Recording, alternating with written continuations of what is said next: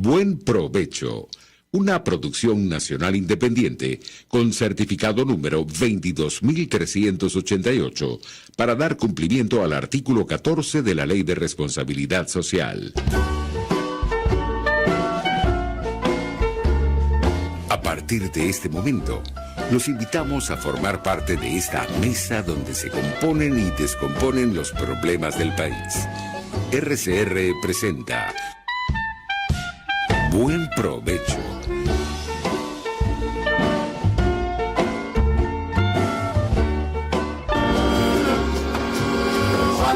La voz de la diáspora en Buen Provecho con el profesor Tomás Páez.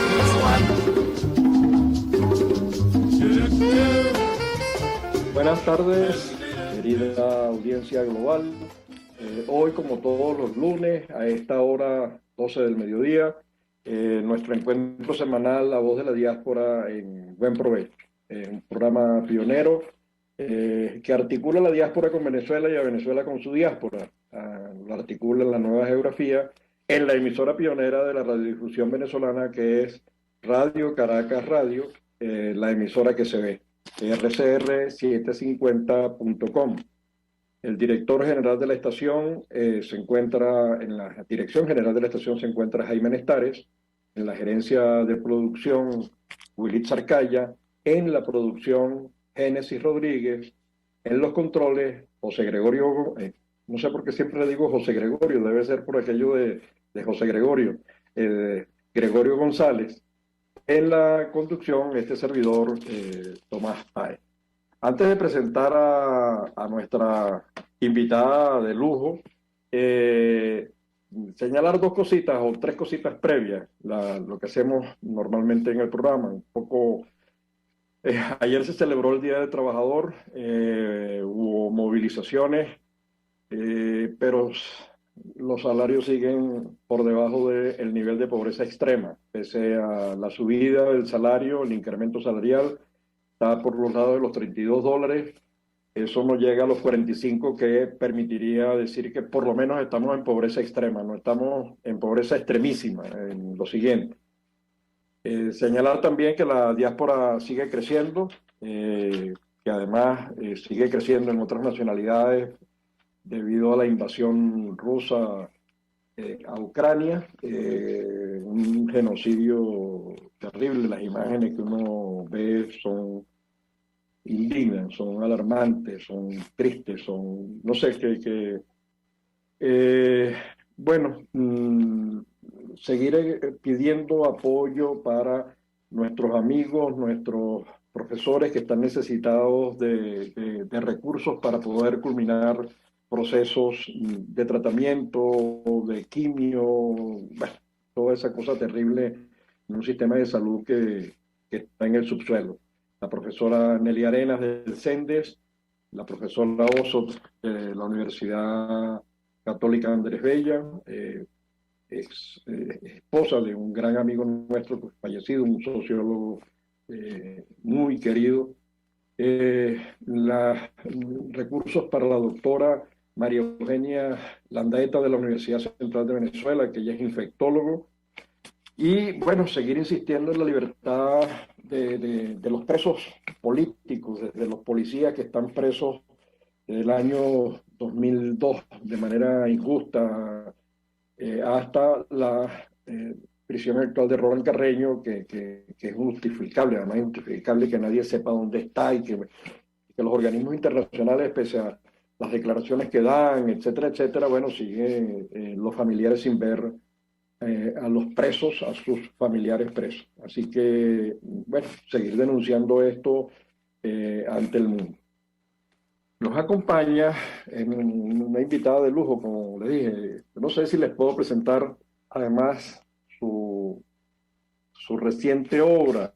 Es su reciente reedición de una obra que además nos va a contar en qué consiste, cómo es eso de que se la reeditaron, quién se la reedita, porque eso es importante.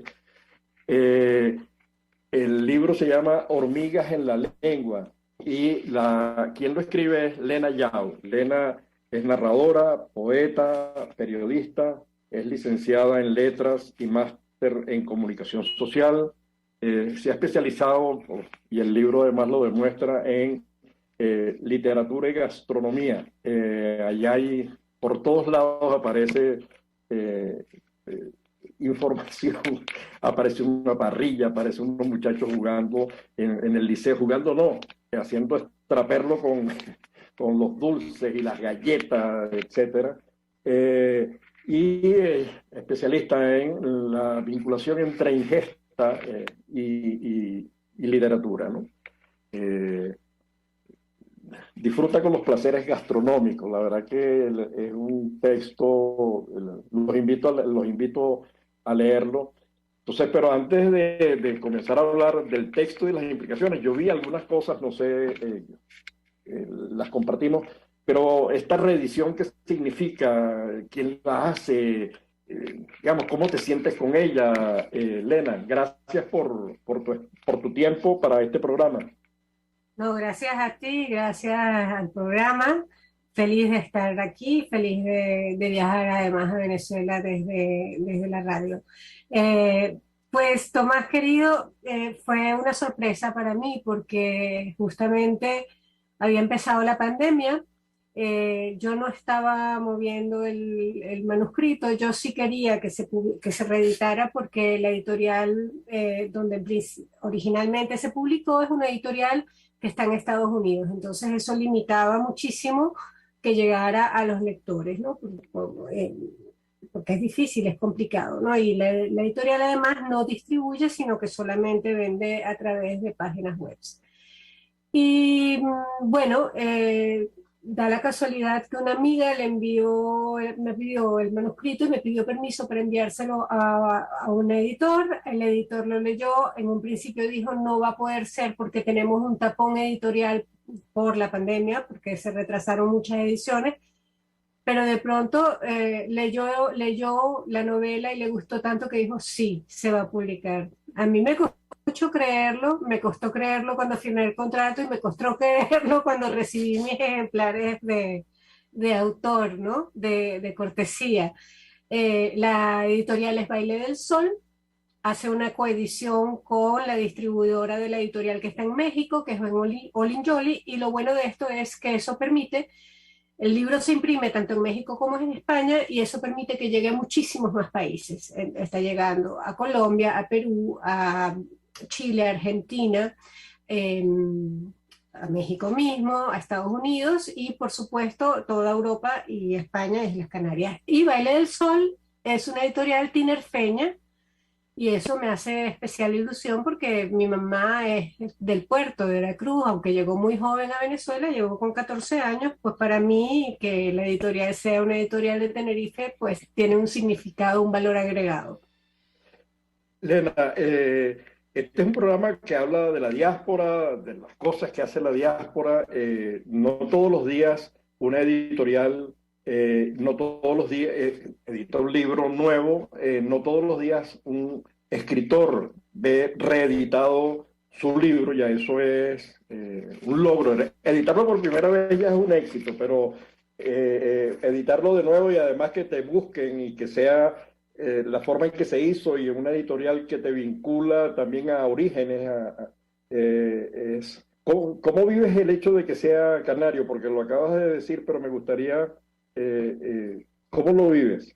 Con mucha emoción, con muchísima emoción porque creo que además llegará a Venezuela pues significará también para los canarios que están en Venezuela, ¿no? Y pues con muchas ganas de ir a las islas y mi familia, tengo primos en la isla que han podido comprar el libro en librería, entonces pues esa banderita que es amarilla, blanca y azul se me agita un poco por dentro, ¿no? La bandera canaria se me agita y sí, me ilusiona mucho. Ok, yo revisando el libro, lo leí completo, te advierto, la editorial me lo hizo llegar y de verdad que es encantador el libro. Comienzas con una parrilla, todo comienza en una parrilla.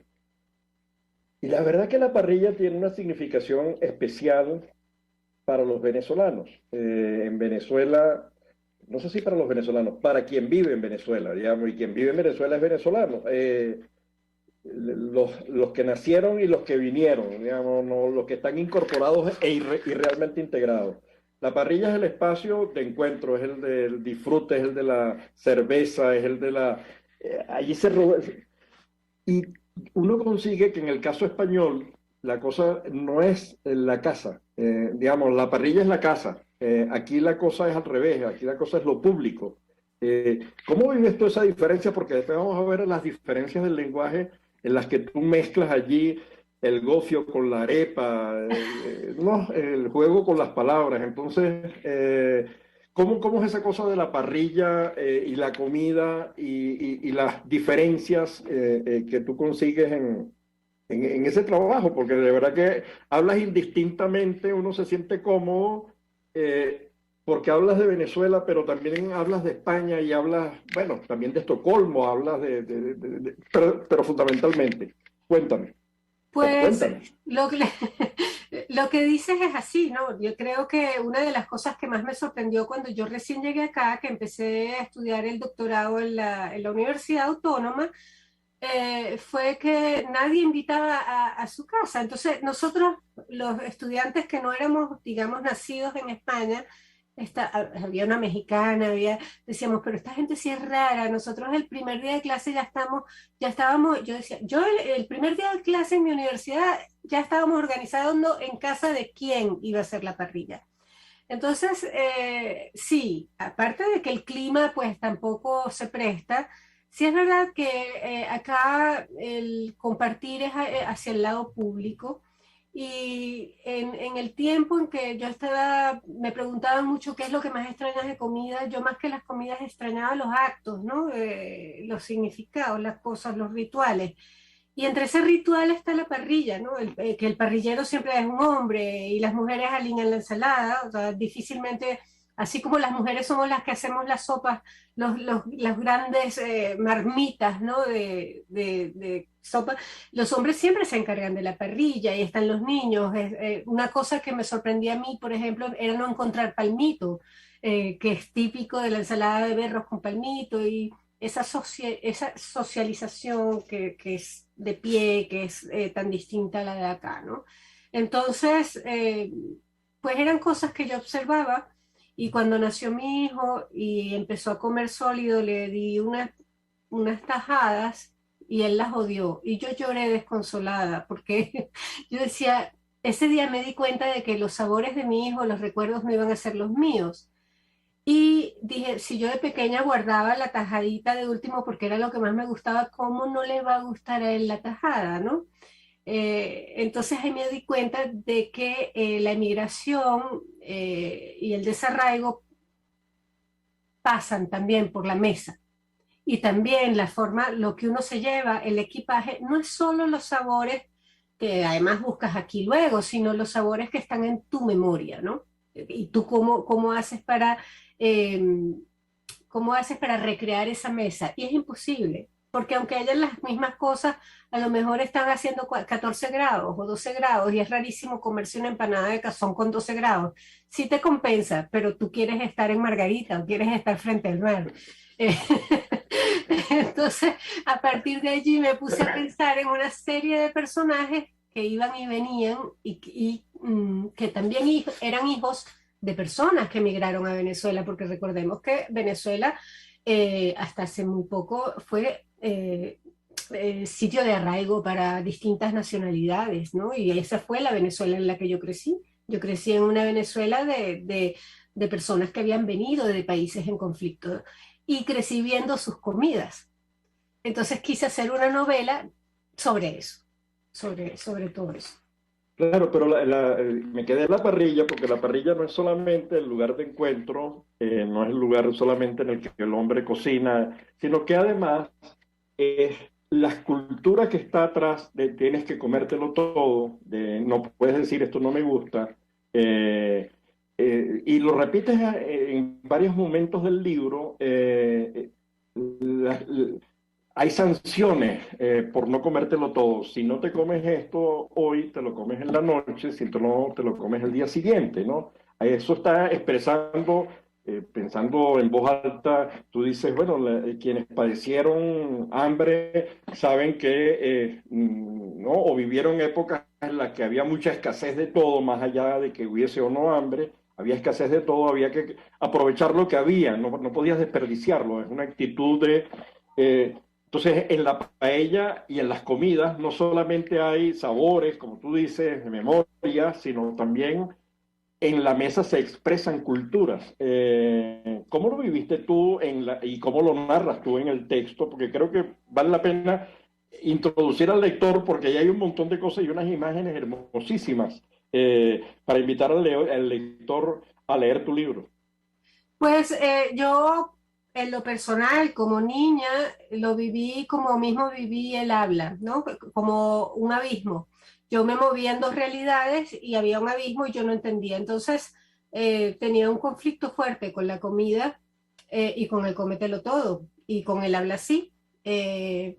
Y creo que eso ha cambiado, digo, espero, la forma de educar a los hijos, porque más allá de, mis padres llegaron muy jóvenes y no creo que hayan vivido esa escasez, la escasez de alimentos, pero, por ejemplo, darle gofio a un niño en Caracas es matarlo, porque eso es para una ingesta calórica para un clima de frío, ¿no? Entonces, obligarlo a tomarse un tazón de gofio con leche caliente en Caracas era, para mí, era sufrir muchísimo. Y eran los tiempos en que no había un no, ¿no? Y el cómetelo todo pasa también por esos platos que son lo que tú dices, ¿no? Un todo. Bueno, pero ¿por qué un todo?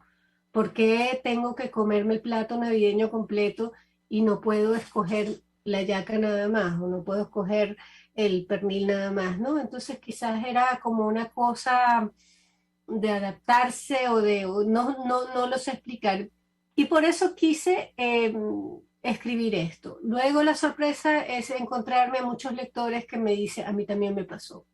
O me dicen, ¿cómo me conoces tanto? Y yo, no te conozco, te estoy conociendo hoy. Que viniste a la presentación. Pero claro, es que quizás era de esos años o quizás pues nos pasó a muchos, ¿no? Ok, hay otro tema, allí hablando de lo que se come o no se come, cuando dices hormigas en la lengua, pareciera que es un título, pero es que realmente es hormigas en la lengua. ¿Cómo fue eso? Porque hay que ser muy atrevido, ¿no? Claro, hay unas áreas en Venezuela en las que, bueno, se comen insectos, incluso hay países en el mundo que viven de eso, de comer insectos. ¿Cómo? Pero para mí fue impresionante eso de la... Y yo recuerdo que le tuve miedo a eso de comer hormigas que me fue sugerido. Y leyéndote digo, pero como que las disfrutó. ¿Cómo fue la cosa? ¿Cómo Pues, ocurrió eso? bueno, la verdad es que la anécdota que genera toda la historia dentro del libro es real. A mí una vecina venezolana me dijo, ¿tú has probado las hormigas de azúcar? Y yo, no, ¿cuáles son las hormigas de azúcar? Yo estaba acostumbrada a comerme las hormiguitas de Frisco, que eran las cucarachas, los escarabajos Sí. de Frisco, que eran de chocolate. Ujú. Eh, y pensé que eran unas hormigas de dulce. Me dice, no, mira, el azucarero, cuando lo dejan destapado, se llena de unas hormiguitas rojitas que se mueven muy rápido. Pruébalas porque son dulces. Y yo que las probé, pero no las aplasté. Entonces las hormiguitas empezaron a caminar en mi boca, así, ¿no? Y no me asusté ni nada, me pareció chistoso, me hicieron cosquillas. Escribiendo el libro pensé, recordé ese momento y dije, pues lo que está pasando con el tránsito de los que nos vamos, de los que llegan, tanto en la palabra como, porque además la palabra nombra la comida, como en los sabores, son hormigas en la lengua, o sea, son hormigas que se mueven constantemente en la lengua. Así nosotros, pues, en mi caso, que tengo 23 años viviendo acá, aunque mi acento es totalmente caraqueño, yo tengo hormigas incorporadas de acá en mi lengua. Hay palabras que yo uso de acá que se me salen, que se me escapan, hay cosas que no puedo evitar decir, o hay cosas que soy incapaz de decir. Yo todavía hoy por hoy soy incapaz de decir festivo, yo digo feriado y nadie me entiende. Cuando le digo hoy es feriado, si se lo digo en español, me mira así como ya va, pero y son 23 años, ¿no? Entonces son hormiguitas que van haciendo nido en tu lengua y los sabores, pues lo mismo, ¿no? Las hormiguitas que dejaste allá, las que traes, las que llevaste, etcétera. Ok, acaba de mencionar palabras, acaba de mencionar las diferencias. Hay una que a mí particularmente me llama la atención, que es financiamiento y financiación, ¿no? Son cosas que no... Yo escribo financiamiento, aquí se escribe financiación, entonces forma parte de ese juego de palabras en el que tú te metes.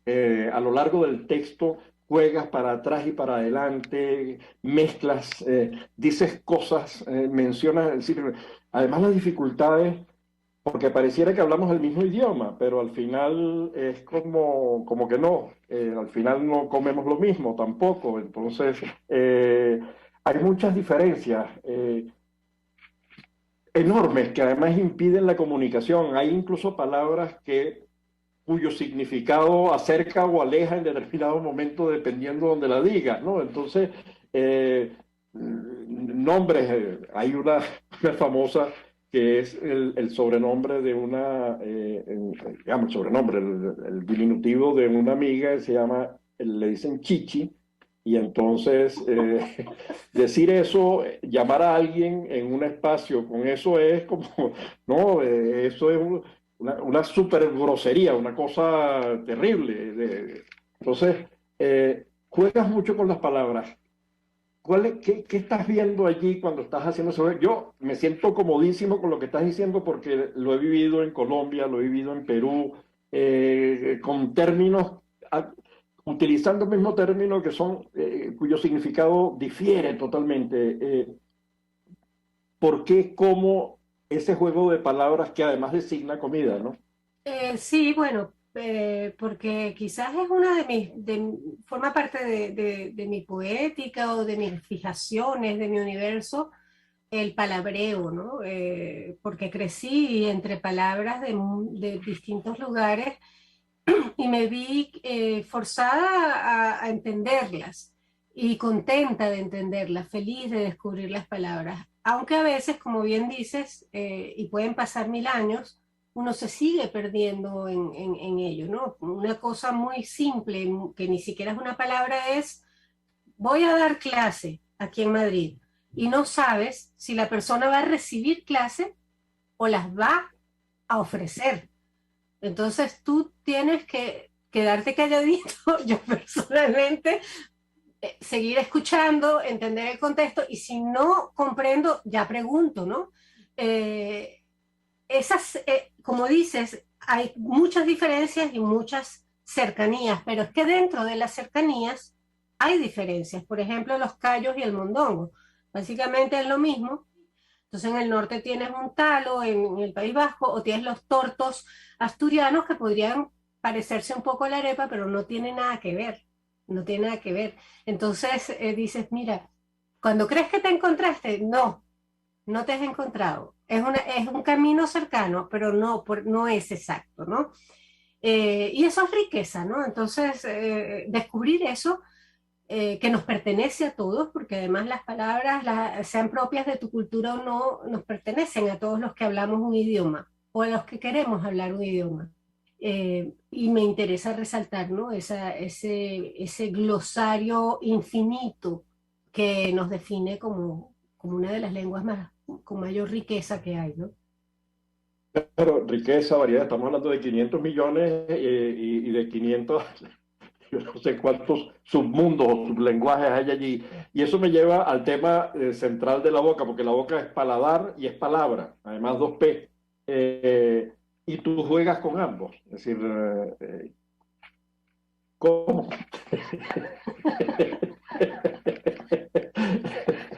Es Es que me muchas otras. Es que si yo hubiera hecho más psicoanálisis, a lo mejor no hubiera escrito. Pero es como, ya te digo, que son obsesiones, ¿no? Es como, no te lo puedo, o sea, no sabría decirte el por qué. Sé que es importantísimo que el mismo sitio por donde entra la comida salga la palabra.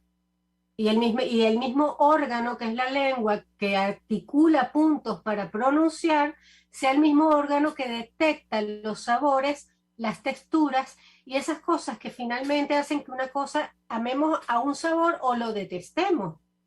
Y luego está el tema cultural. Por ejemplo, cuando yo llegué, yo sé que el español tiende a detestar el cilantro. Y nosotros sin cilantro es una cosa rarísima, no está en nuestro día a día, ¿no? Al principio el maíz costaba mucho. Me pasa a mí cuando, ya que llevo tantos años viviendo acá, me acostumbraba al aceite de oliva, y cuando he ido, por ejemplo, a Francia y me he comido un pescado y está hecho con mantequilla, siento un golpe en la nariz que no soporto el plato. Y es el choque cultural. Entonces todo está allí, ¿no? Todo está allí. Sí, como nos cambia la voz cuando hablamos un idioma y pasamos a otro idioma, pues así mismo nos cambia toda la manera de ser, la gestualidad, pienso yo, la manera de aproximarnos al mundo según lo que comamos. Fíjate, yo pensaba en la migración que llegó a Venezuela. Además había zonas en Caracas que teníamos los restaurantes libaneses, chinos, toda la Candelaria dedicada al tema, la comida española en sus distintas versiones. Hoy Venezuela está colocada en el mundo. Hoy Venezuela está con la arepa, el tequeño, la yaca, el plátano. Bueno, es la cultura que está por allí. Y tú hablas de varias cosas en el tema de las palabras, ¿no? Hay como 3 que le dedicas a lo largo de la mitad del texto. Comienzas a hablar de subsuelo, correo, adiós, pero también hablas de religión, hostia, que también es comida, vino, que es paladar, pero lo haces de una manera, uno no queda, no se trata solo de comida, es comida con otras cosas. Como vamos a corte, vamos a dejarlo para el segundo segmento y nos conectamos al segundo link.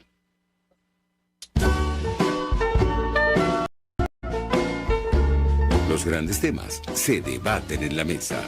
Buen provecho. Por RCR 750, la radio que se ve. Y síganos en Twitter en @RCR750. Sintonícenos a través de Periscope, @RCR750, la radio que se ve.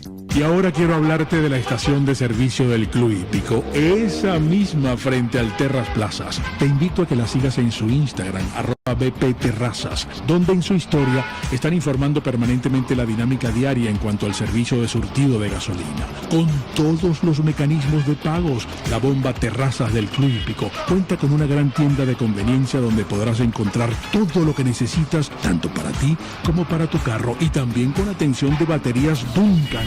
Estación de servicio Terrazas del Club Hípico. Calidad y servicio de primera clase. Es una interpretación de tendencias para tu signo zodiacal. Un espacio guiado por los movimientos planetarios y sus consecuencias. Acompaña a nuestros astrólogos a descubrir lo que le deparan los astros signo por signo. Guía astrológica, todos los sábados, a partir de las 3 de la tarde, por RCR 750 AM.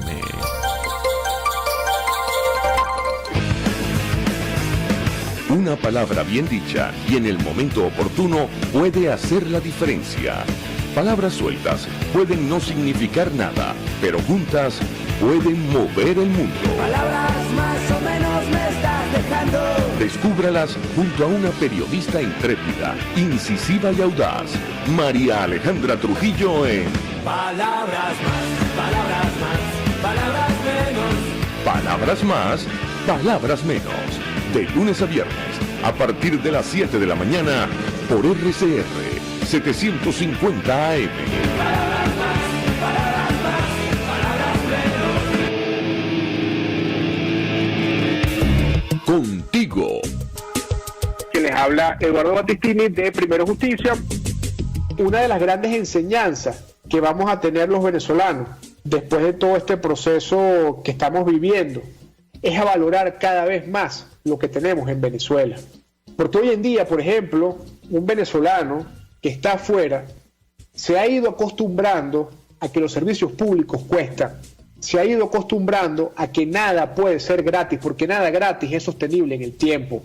Y yo espero y aspiro que cuando vayamos a Venezuela, la reconstrucción de nuestro país no solamente sea una reconstrucción física de la destrucción que ha hecho el chavismo en la infraestructura y en la economía venezolana, sino también vayamos a una reconstrucción de la forma de pensar y de cómo nosotros afrontamos el ser ciudadanos realmente en el marco de un país que necesita de una ciudadanía que colabore y que sea parte de la solución y no sea parte del problema.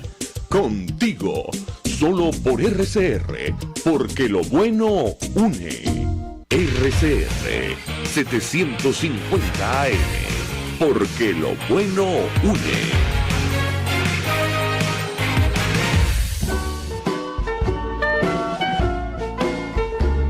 Escuchas Buen Provecho por RCR 750, la radio que se ve.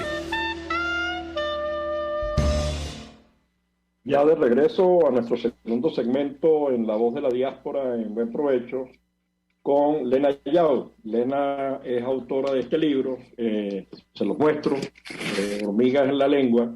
Es un libro reeditado. Y eso es importante, tener una reedición de un libro no es cualquier cosa, no ocurre todos los días, es un reconocimiento al trabajo, es un reconocimiento al mérito, es un reconocimiento a la excelencia. Ella es narradora, poeta, periodista, licenciada en letras y máster en comunicación social. Se ha dedicado a la relación, o su literatura tiene que ver con el tema de la gastronomía, con la ingesta, y eso es su preocupación central, es de lo que escribe, es poeta, bueno, es hermoso el texto. Habíamos dejado unos temas en el aire, pero recordé que mientras yo anotaba para hacer el programa, las preguntas y los temas, hay una diferencia entre el español y el castellano por allí en el texto. Y yo le quería comentar a Lena una experiencia personal. Estaba yo en Barcelona, estábamos conversando, creo que era por los lados del año 2006, conversando en torno a la posibilidad de una maestría conjunta en el mundo de la psiquiatría, tema que es central en el texto también de, digamos, la psicología, el psicoanálisis. Ella está también, y yo creo que ella no solamente se dedica a la literatura y la gastronomía, sino también literatura y psicología. Además, hace unos análisis poderosos. Pero bueno, estábamos allí en Barcelona hablando tranquilamente con el responsable de un posgrado sobre la posibilidad de la alianza, muy interesado con la Universidad Central y la internacionalización de las universidades. Y de pronto se me ocurre a mí decir algo que para nosotros está fuera de toda duda. Nosotros hablamos, creo yo, en Venezuela nosotros no decimos que hablamos castellano, nosotros decimos hablamos español. ¿Qué idioma habla? Español. Y le digo eso y esa palabra cambió el destino de la reunión. Digamos, fue imposible establecer acuerdos, fue imposible seguir hablando de manera afable, amable, porque además el freno fue letal. Aquí habla, usted se refiere, además cambió hasta el tono, antes me trataba de tú y después de eso me trató de usted. Usted se refiere al castellano, ¿no? Entonces yo no entendía, digamos, para mí eso no era ninguna dificultad. ¿Cómo vives tú esto? Porque yo no sé si a ti te ha pasado, pero a mí me parece sorprendente. Por primera vez me cayó un tema que del cual desconocía, ¿no? Esa diferencia terrible, ¿no? Además de esos nacionalismos que al final lo que hacen es ser caldo de cultivo de regímenes totalitarios, pues, ¿no? Porque esa cosa de lo que era Venezuela, a la que tú te referías antes, con 500 años de inmigración, hizo a Venezuela, toda esa inmigración creció con Venezuela y Venezuela creció con los inmigrantes que recibió. Entonces nos beneficiamos y crecimos todos como lo hizo Estados Unidos, Argentina, Brasil, etcétera, ¿no?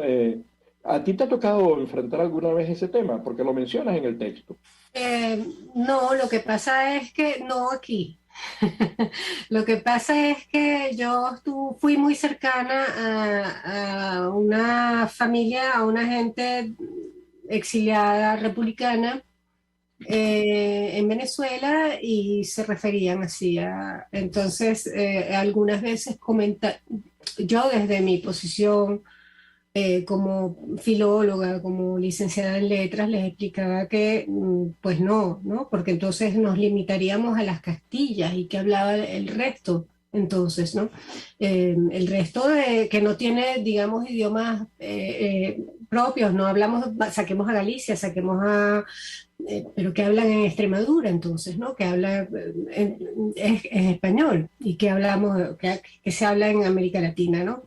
Pero afortunadamente no me ha tocado acá. Yo uso la palabra español, a veces saco el paraguas por si acaso me llueve,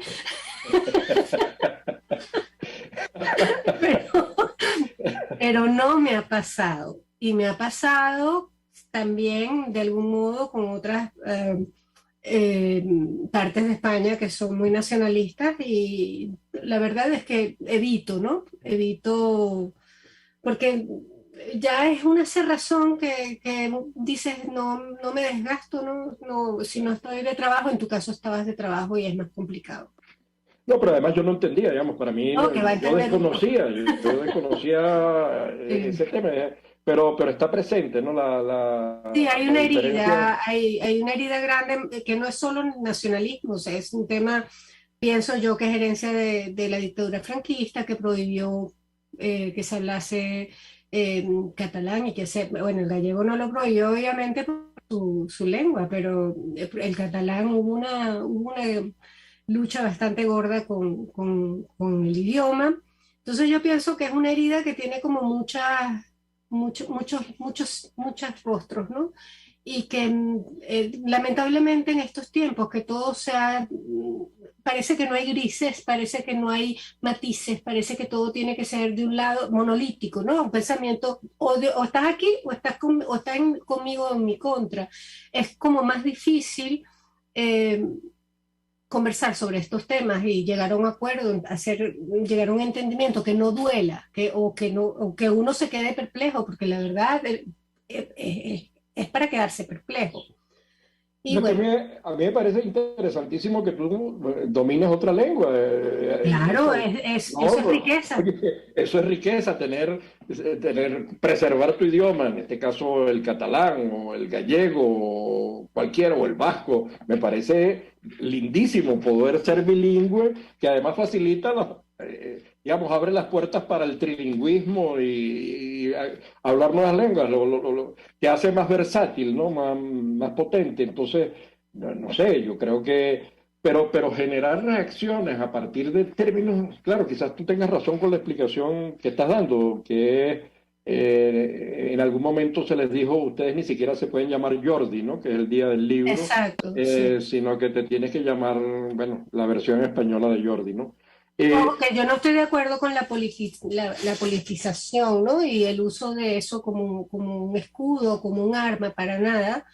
Pero puedo entender que sí, esa herida tiene varias caras, ¿eh? Y que son muy ajenas a nosotros, porque nosotros somos del trópico y no hemos vivido eso. O sea, Sí, y ni sí. siquiera tenemos maya ni azteca en Venezuela. Hay lenguas indígenas, sí, pero que son más restringidas a las comunidades y a las personas que se comunican con esas comunidades. No sobrevivieron a esos 500 años hasta hoy, no sobrevivieron, digamos, como puede ser que estén presentes en México o que hay todavía poesía que se escribe en las lenguas autóctonas o en el Perú o en el caso pues más cercano que es el vasco, el gallego, que hay muy buena literatura en el catalán, en bable.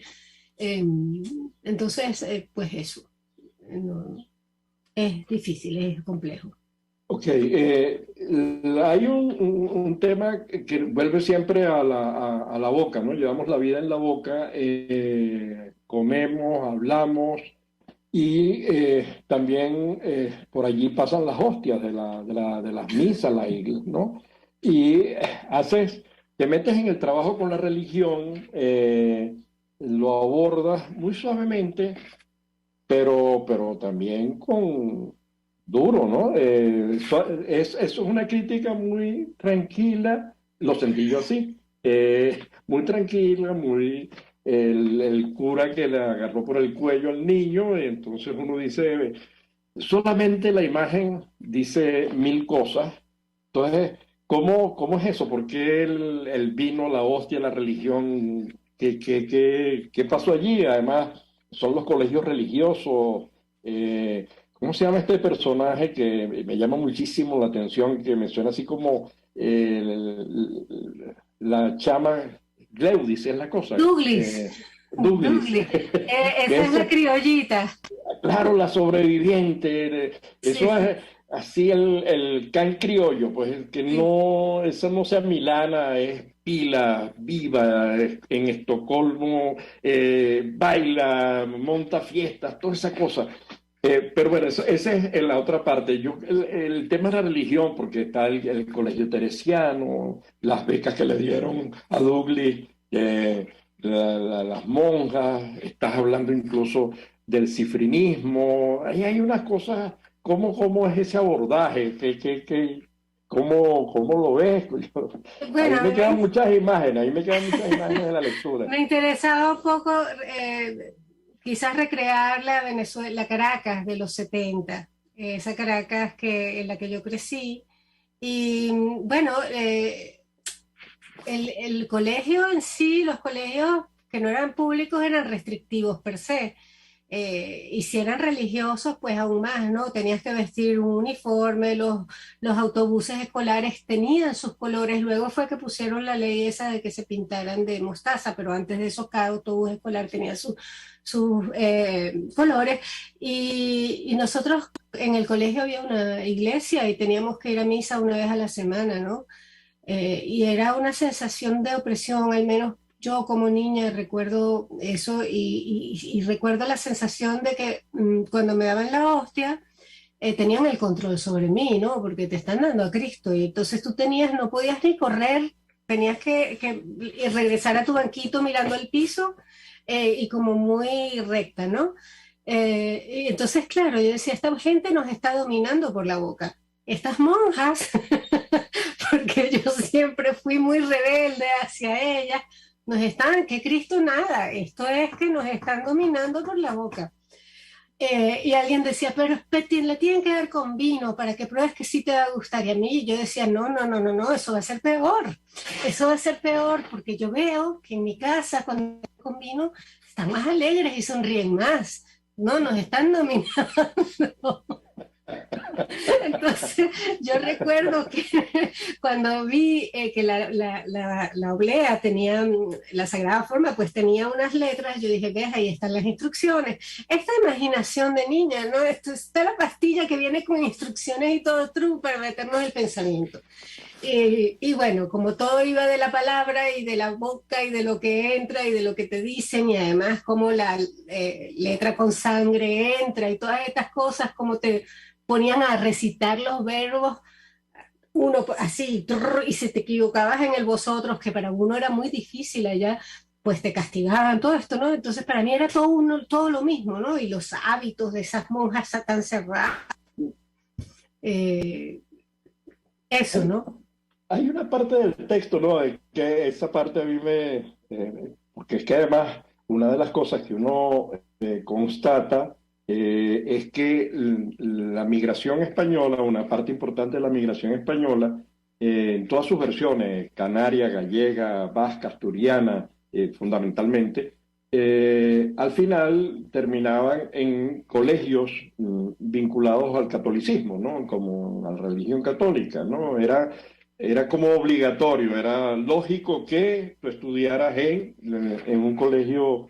Entonces, eso reforzaba el tema religioso que ya venía de España. que por cierto fue lo que permitió en la época de Gómez, luego López Contreras y Medina Angarita, que muchos españoles pudieran ingresar a Venezuela porque había el temor de que quienes ingresaban vinieran del otro mundo, de los republicanos que estaban en la acera de enfrente, ¿no? Entonces, había temores, pero como había también por otro lado certezas y en algunos casos hasta los representantes se hacían eco y responsables de que eran católicos y buenos, eso tuvo un peso enorme en las facilidades de abrir las puertas para los inmigrantes. Pero con esto me vinculo con otro tema. No es que lo dices, no es que elaboras sobre eso, pero lo mencionas en algún momento. País rico, ¿no? Ese es un tema que a mí me genera, me chirría de alguna manera. ¿Por qué? Porque la impresión que tenían todos los inmigrantes es que en efecto era así y además lograron reconstruir sus vidas e incluso la de los que dejaban atrás. Y en ese sentido era rico, era un país en el que se podía crecer.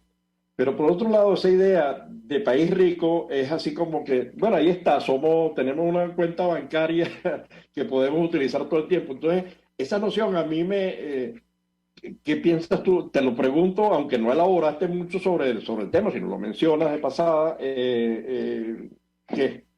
Yo creo que todas las clases de ciencias sociales empezaban en el colegio así, somos un país rico. Eso es lo que nos dieron de mamar Okay. a todos y eso es lo que creímos siempre.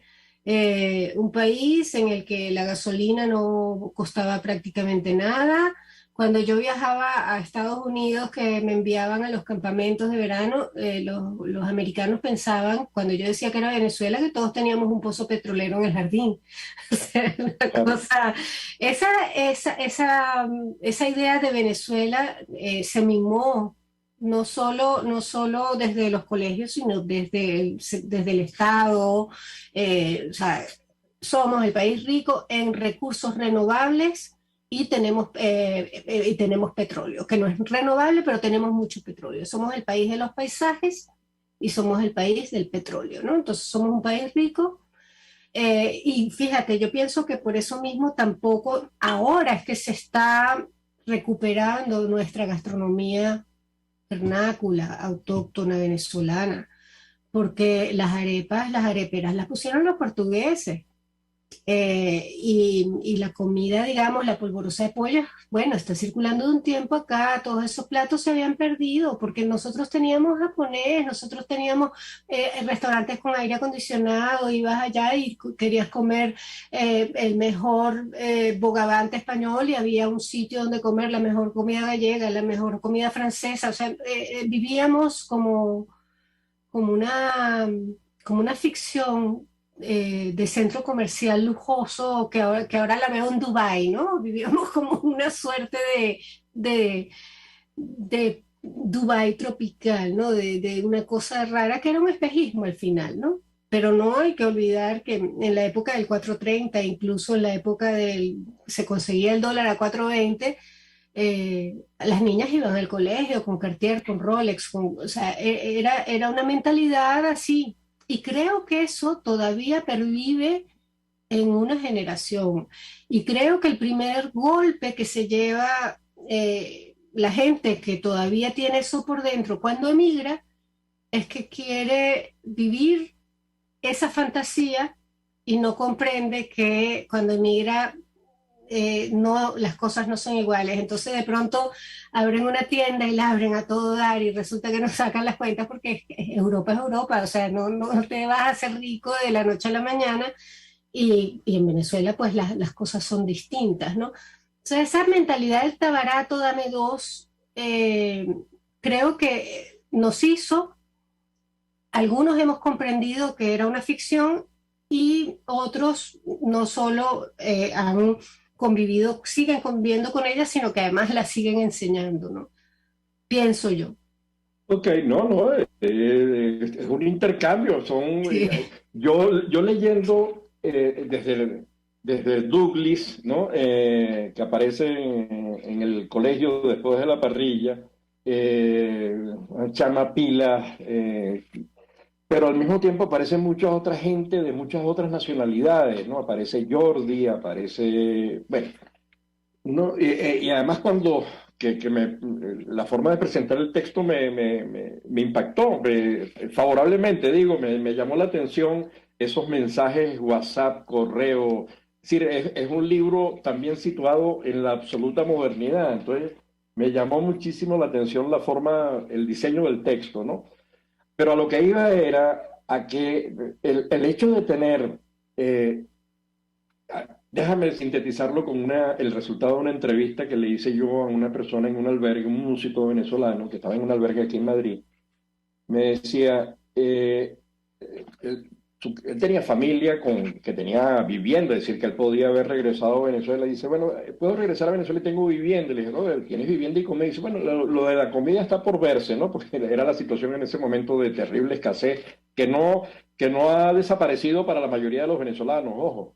Y entonces él decía, yo le preguntaba, ¿y cómo te sientes en este país y en Europa? Y dice, mira, Tomás, yo he estado en Caracas, el que vivía arriba de mí era portugués, el que vivía al lado era libanés, el que vivía abajo era italiano, el mercado era el portugués, tenía un restaurancito chino enfrente. Es decir, yo viví en un país que integró culturas, que además eso integró sabores, te hizo internacional. Yo recuerdo las primeras veces que yo fui a Latinoamérica, conseguir las cafeteras que nosotros teníamos en Venezuela en cualquier bomba de gasolina de cualquier rincón de Venezuela. Había una cafetera Gaya, no le estoy haciendo propaganda, sino una cafetera Gaya para el marroncito, el expreso, el café con leche, lo que fuere. El enriquecimiento que tuvo Venezuela fue tan grande, y yo siento que eso mismo está ocurriendo con la migración venezolana en el exterior. Es decir, el hecho de poder colocar la arepa como referente, el pequeño que se ha convertido en un insumo obligatorio en muchísimas mesas, en muchísimas fiestas, en muchísimos restaurantes, que ya los mercados cómo han variado, el enriquecimiento de todos los latinoamericanos consumiendo arroz y harinas. Eso ha multiplicado el consumo de arroz en España en más del 200%. Eso dinamiza la vida, los colores, agregar nuevos vocabularios. Nosotros incorporábamos las palabras de los italianos, incluso agredíamos a otros con las palabras de los italianos. Entonces, no sé, yo siento que toda diáspora, todo proceso migratorio, es tan rico en sabores, en palabras, en la boca, que no sé, no sé cómo lo ves tú. Bueno, pues imagínate con mucha felicidad porque cuando yo llegué aquí no había ni hojas de hallaca.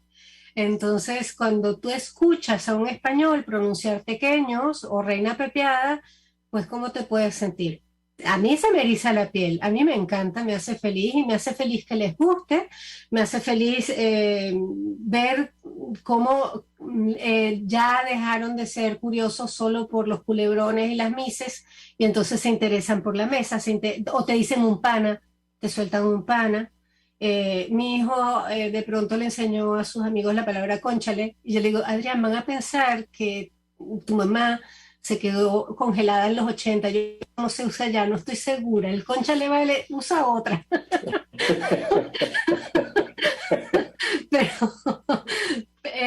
Pero claro, te alegra muchísimo, te alegra mucho ver palabras en la televisión, ver actores venezolanos en la televisión, porque el intercambio y la integración, la contaminación entre las culturas, una contaminación positiva, abarca todo. Abarca todo, abarca la parte artística, abarca la parte práctica, abarca la parte académica, ¿no? Ver a profesores venezolanos dando clase acá, eso es increíble.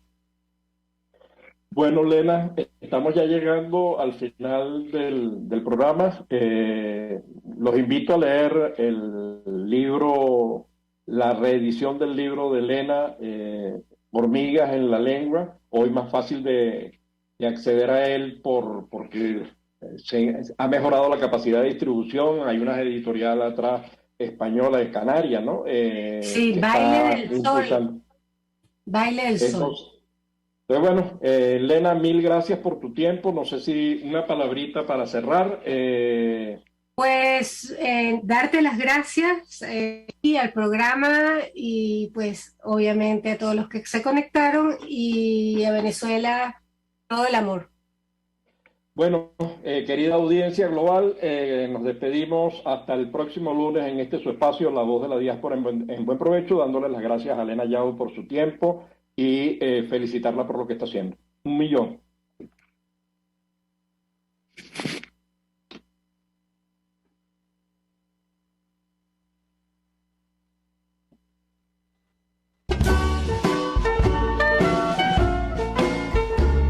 RCR presentó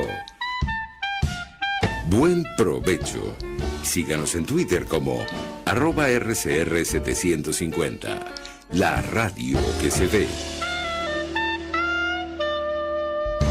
RCR presentó Buen Provecho, una producción nacional independiente con certificado número 22.388 para dar cumplimiento al artículo 14 de la Ley de Responsabilidad